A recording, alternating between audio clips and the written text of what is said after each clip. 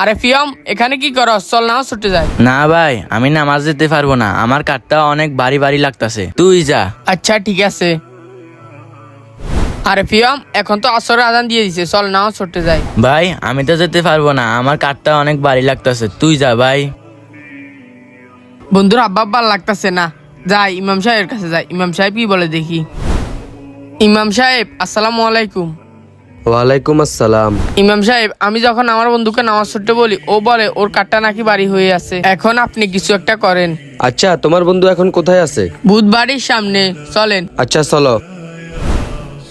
এই তো ইমাম সাহেব, এটা আমার বন্ধু। আসসালামু আলাইকুম ইমাম সাহেব। ওয়ালাইকুম আসসালাম। কি হলো তোমার? তোমার বন্ধু আমাকে বললো। ইমাম সাহেব, আমি যখন নামাজ পড়তে যাই আমার কাঠটা অনেক ভারী লাগে, আমি নিজেও জানি না আমার কি হয়েছে। ও আচ্ছা, এই ব্যাপার। এই নাও যাই নামাজ, এইটা দিয়ে নামাজ পড়ো, তোমার সব সমস্যা দূর হয়ে যাবে। আচ্ছা ঠিক আছে ইমাম সাহেব।